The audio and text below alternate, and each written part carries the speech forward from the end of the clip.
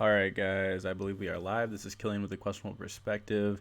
And today I want to look at this. I want to talk about the COVID-19 situation and what this is what this is exposed about the American experience and exposed about the propaganda that we've been fed about how our system has to run and how we have to choose to live in a system or to not live in a system. So I want to pull up a video from Fox News, and this is going to focus a lot on the trolley problem. This episode will, and I'll explain more of what the trolley problem is for people that don't know what it is. But at first, I want to look at a video from a Fox News clip from the Lieutenant Governor of Texas.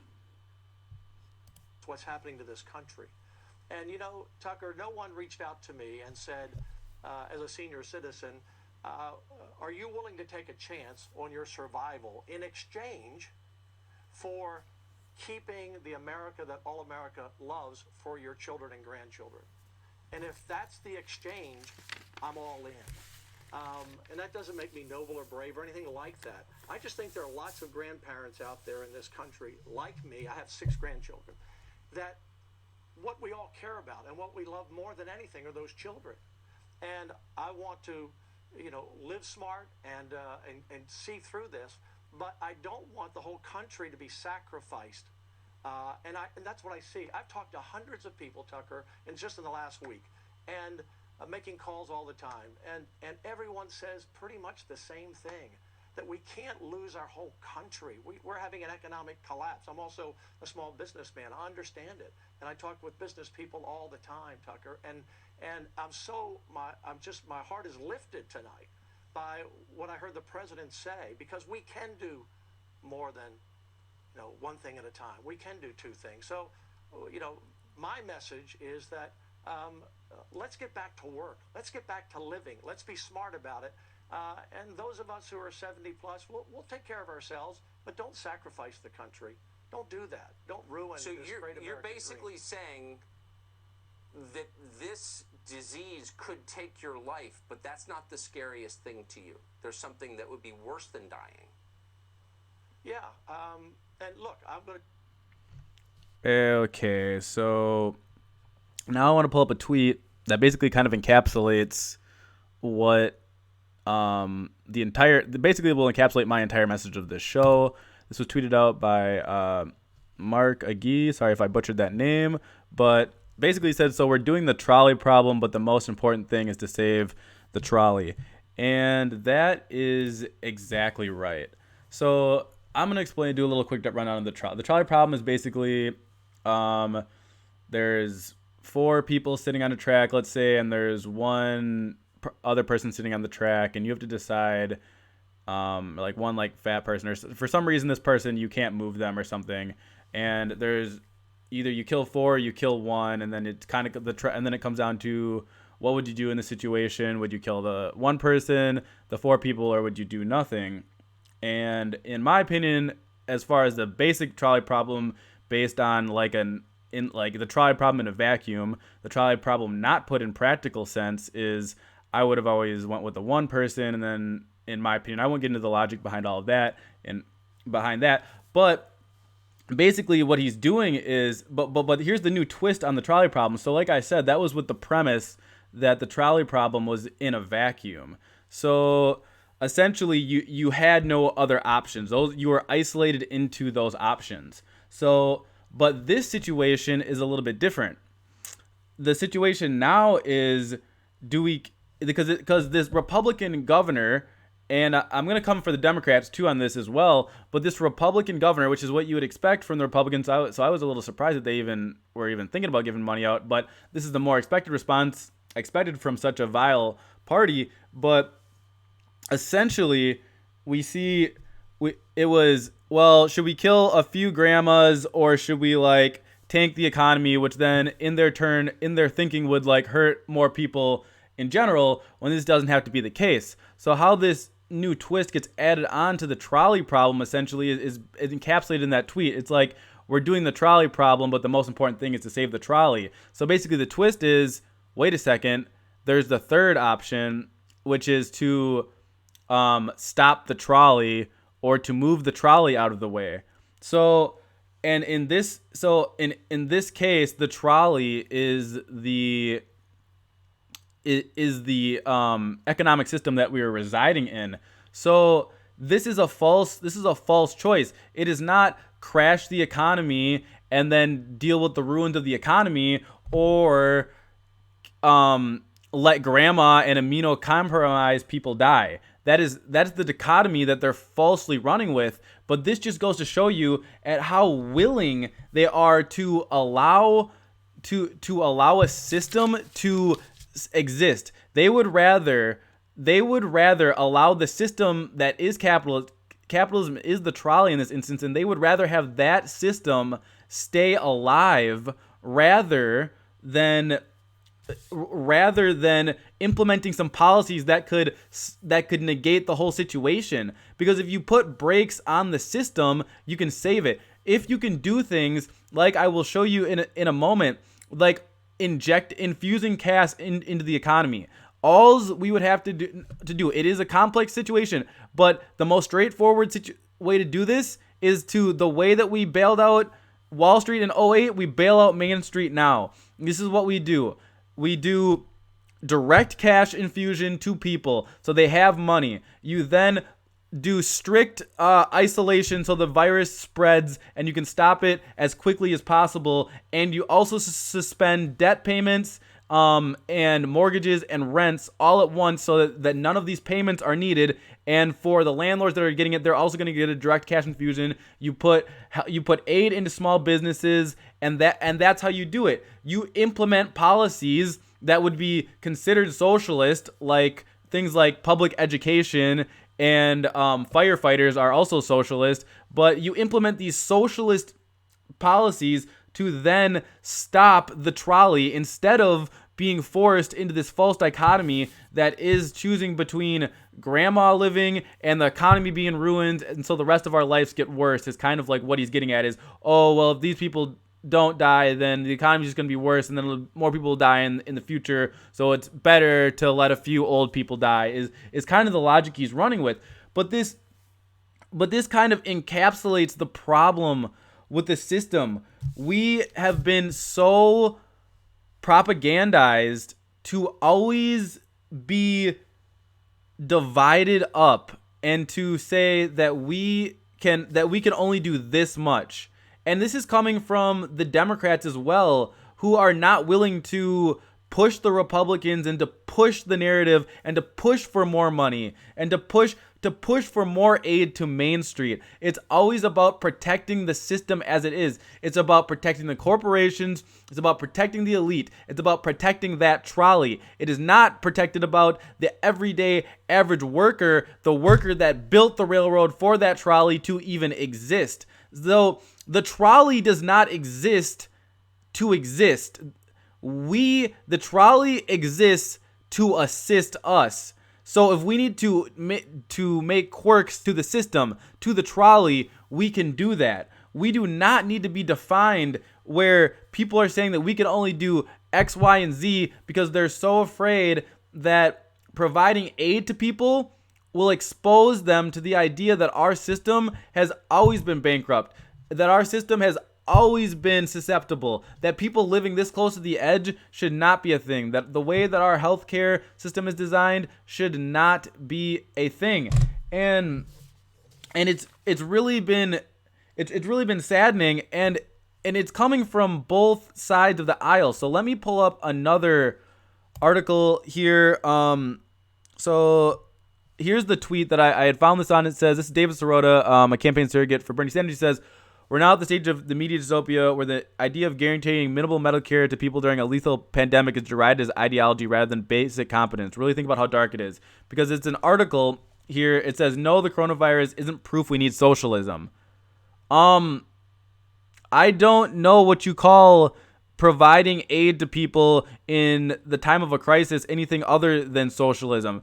I mean, you can, that's the trick of the argument. So you'll hear people say, oh, you'll say, Bernie Sanders talks about Denmark so much, but Denmark is a very capitalist country because of X, Y, and Z, and then leave out the socialist parts of the economy. Yes, we're asking for a mixed economy, but every time you try to bring up Denmark, they'll say, "Oh, that's actually just a capitalist system," and then you point out the socialist parts, and they'll be like, "Oh no!" So it's like they're speaking out of both sides of their mouth. So we come down. This article is just egregious. And we see that. I just wanted to go over this really quickly because it says, yet that was not clear to primary voters in Arizona, Florida, and Illinois who voted to bury Bernie's revolution in overwhelming numbers in the middle of a pandemic. So I would like to just say that that's due to media propaganda and the pandemic hadn't set in full force. We should be ashamed that we even had people voting at that time. But let me come down to the most egregious parts of this. Frass expressed hope that any such stimulus would provide a political opening to push for broadly socialistic proposals, including free health care. Many socialists are now insisting that the pandemic makes the case for single-payer open and shut, but it's not. Despite Bernie's claim that America is uniquely disadvantaged, at least two European single-payer countries, Italy and Spain, are being devastated by coronaviruses. Italy death toll is 3,400 and rising, and Spain has just breached 1,000. Now, an undiscussed thing in this article by this person who seems to be in the centrist camp, so the mainstream Democratic camp, says is that, these countries are being burdened, their systems are being burdened, it's not as shut and dry as that, because there's systems like South Korea that implemented free testing and testing super rapidly with a single-payer health care system in South Korea that was much more successful. So it was very convenient for him not to talk about that. But let's assume that we don't even have South Korea as a model. Let's assume that their death toll is very high. What, though, is the ramifications post-coronavirus?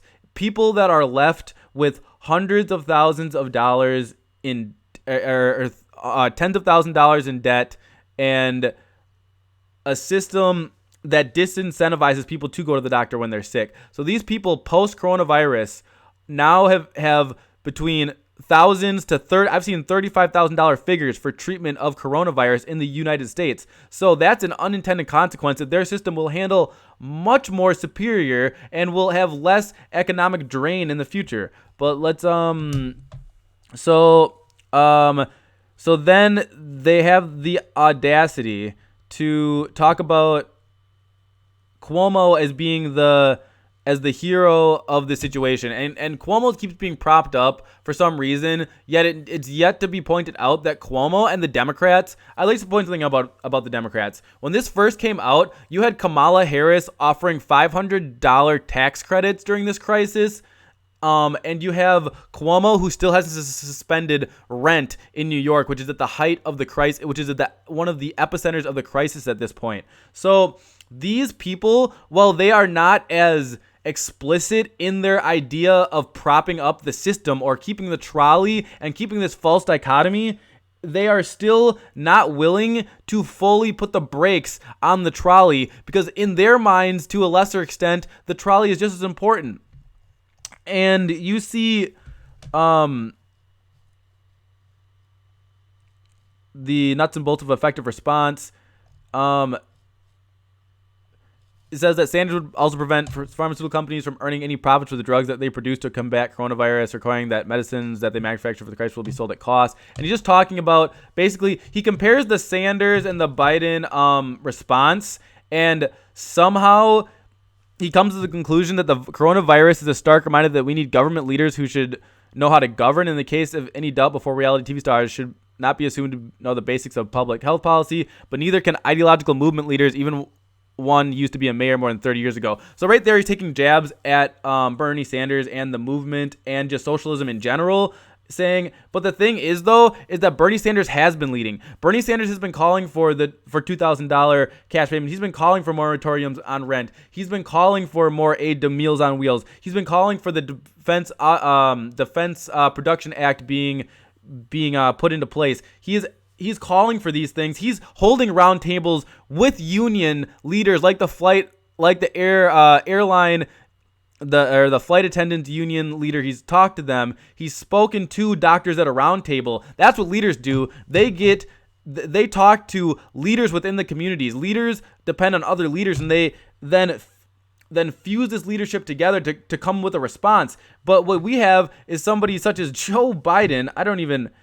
Joe Biden out here who can't even wrap his head around a sentence, yet they want to propagandize us into believing that socialism is not the cure, because they want you to keep believing that we cannot have more. They say that stuff is for after the crisis, that we'll talk about that. Well, guess what? You are implementing socialist policies. All of this aid that you're providing is socialist in nature. So do not tell me that socialism is not what we need. So think about that. They continue to propagandize us in the middle of a crisis. So think of that. So they're saying that we're ideological for wanting socialist policies, which are blatantly socialist, giving money to people, socialist, handouts to corporations, socialist, Meals on Wheels, socialist, every type of aid program, stopping rent being brought down by the government is a socialist policy. So it's just mind-blowing that these type of people have the audacity to then claim some type of moral superiority, saying that Joe Biden is somehow the better leader in this front. And that is debatable, but do not come and try to pretend and try to gaslight us and try to propagandize us into thinking that these things are not relevant. That socialism is not relevant in times like these. It is. And right now, while they are not calling for something as much as us going back to work like the Republicans, it is both sides of this political system that are continuing to try to prop up a system that is leaving us for dead. And it does not need to be that way. And evidence of that is the responses from other countries. I'm not going to read the full article, but I just like to look at it. The headlines in this, Denmark has promised to cover 75 to 90% of salaries for businesses that don't lay up their employees. Netherlands government will pay up to 90% of the wages for companies hit hard by the pandemic. Also in the article, it says that South Korea will also do 70%, and it's saying the UK will do 80%, and it's saying a litany of other policies that these other countries in the West are doing. And it's because these countries have not been so propagandized into believing that socialism is so wrong. So it's now that America is one of the sole countries saying that we have to either go into either we're going to break the economy apparently, or we're going to kill some people right now. That's what they're saying. So we have to kill somebody one way or the other. When in actuality, other countries are finding methods of stopping this trolley. There is a third option. There is not kill one the other. The third option is to put the brakes on the trolley. We are not in a vacuum. This is in a practical sense. So we need to put the brakes on this trolley before it kills us in one way or the other, because letting us go back to work will not save the problem. This will then just overburden the medical system and cause even more pain and more suffering. These businesses that are open are still barely going to be surviving because these businesses are not going to be getting the demand that they need because of the virus, and then their workers are going to get sick. It's going to be detrimental to the economy one way or the other. Now it's time to look at it like a Band-Aid. Are we going to rip it off quickly?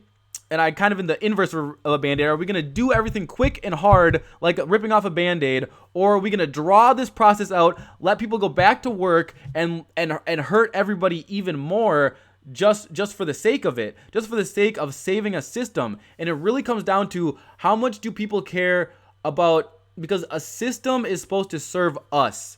The system is for us. The system is illusionary, and the system is based on our needs. We do not pander to the system. The system works for us. And if the system does not work for us, we tweak the system. And if the system cannot be tweaked, then we replace the system. So this has just been an incredible show of what this system is allowing us. As you can see by the other things that are happening throughout, with other countries giving 75%, 80%, 90% in some cases wages, which is all possible. Why is it that we as America are the richest country in the world?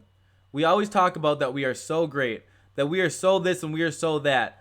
Yet somehow it's always going to bankrupt us to help out the working class, but it's not going to bankrupt these other countries that are quote unquote less than us, that are quote unquote that are not as rich as us. Yet somehow these countries can figure out how to help their people outside of a crisis and during a crisis.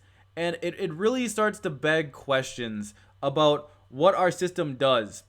And it's kind of I heard a tweet. The tweet was America is a third world country with a Gucci belt. Yes, we have a lot of money, but it's all just pretend. All of this stuff is just a show. It's all just masquerading as dominance. The only reason this COVID-19 will have ramifications for what this will have ramifications past when this virus is gone. The world will now look at America and the response that we gave, and that we're supposed to be this shining beacon of democracy. We're supposed to be the shining beacon of the West. And what did we do? We sold our people out and gave them the ultimatum of dying or dying, when every other country realized that you can put the brakes on this system and you can prevent people from dying either way, because we cared more about an ideology of capitalism than we cared about people. When the rest of the world looks at us, they will see that I saw Russia was helping Italy with ventilators. We are seeing China, who is now, we get to see that there will be more focus on questioning the U.S.'s supremacy, because the U.S.'s global supremacy as a hegemon has been completely based on war, and that is why that's why we keep spending more and more on the military, because in reality, military is socialism as well, but it's kind of socialism for protecting rich people's profits, protecting rich people's corporations. So we've been spending so much money on the military and investing nothing into Main Street, investing nothing into the people, and yet we are still seen as the global power. How are we seen as the global power? Because we do it through brute force. That's the way we control power, because our systems are not set up the best, as is evident by this crash. And this will just put that microscope that will zoom this microscope, even focus this microscope even to a stronger degree on what the U.S. has been doing. We have not been the shining beacon of democracy. We have been an empire acting in imperial ways around the world. We have been crushing countries and trying to impose our will as the protector of Western values. We are nothing more than the bully to the rest of the West. So we need to stop acting like there isn't other means. We as a people need to stand up and do something about a system that is propagandizing us into believing that we cannot have more. And the only way that we are able to keep our power as a hegemon is through dominance. That really comes into question, how much longer can we do it? Because you can only exert your power for so long before other people begin to see the reality of what you are offering and start to align against you. So the COVID-19 will have ramifications beyond just domestic politics. This is going to have a global impact into the way that the world sees us, and it rightfully should. We need to be pushed out of this tunnel vision of capitalism and rugged individualism, except for when it comes to corporations, because corporations can always ask for bailouts, and that's why we need to hold them accountable in this time. We will not allow people to die at the expense of these corporations and for the expense of a system that is supposed to serve us. We will not die for the trolley. The trolley will be stopped, and we will implement a new method of transportation if we need to. It's honestly mind-boggling that these politicians have the audacity to come out here and use so little foresight. And it's kind of the way that America's always been, though. It's always been that they are going to pit us against each other. It's always that it's either these people have to die or these people have to die. It's always the divide and conquer. Instead of looking at your neighbor and being mad because of X, Y, and Z, be mad at the person that is putting a system in place that puts them in this position, that exploits them, and that does not help them in times of need. A system that makes you refocus your vision to the guy next to you instead of focusing your vision to the person who is controlling you and who is allowing you to die and gaslighting you about what is the cause of these problems. We need to come together and understand that this person does not need to die. This group of people does not need to die. No, what needs to happen is a revamping of the system. And so if we could just get minor tweaks into the system, that would be positive. And it looks like it's going to be an uphill battle because, as I showed you explicitly from Republicans, they're allowing us to die. But then when you look at Democrats, these Democrats are putting in half measures. $500 will not feed your family, Kamala Harris.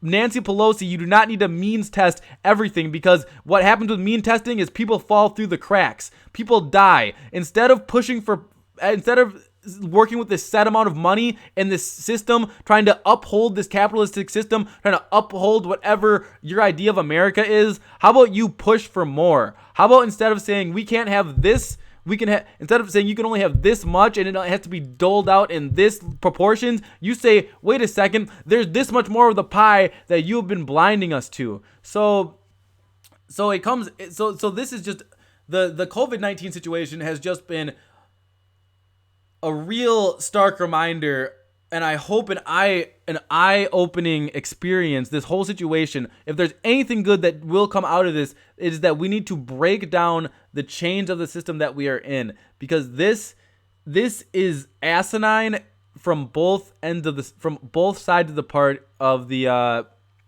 window that they've given us. We need to break out of this and show them that we will not be tricked into killing each other for a system that is illusionary. Thank you guys for listening, and I hope to see y'all again.